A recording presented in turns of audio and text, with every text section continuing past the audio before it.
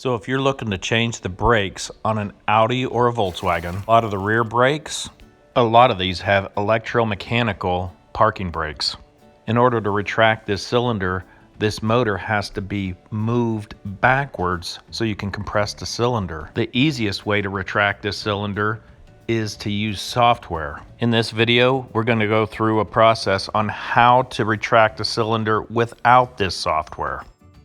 First, you'll need to remove this black plastic casing. Once this housing's off, I'll show you how to retract the piston. To get the motor and the gearbox off, you need to take a T30 and take these two bolts off. Once they're off, take the gearbox and the housing off. This silver disc in the middle, you can take a ratchet and spin this inside so you can release the piston. Once you have this spun back, then you can use a C-clamp or a retraction tool. This is designed for an M8 triple square.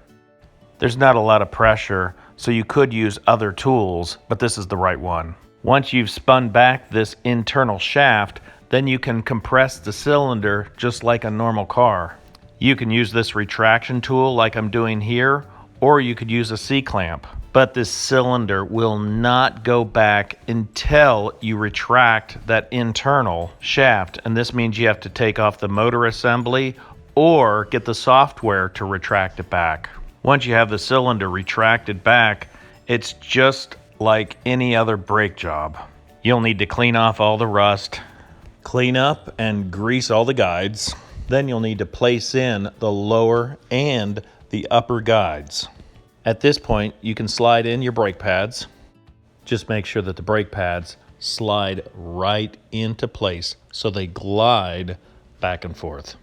Then you can snap the caliper over top of the pads. Then you can reconnect your guide pins.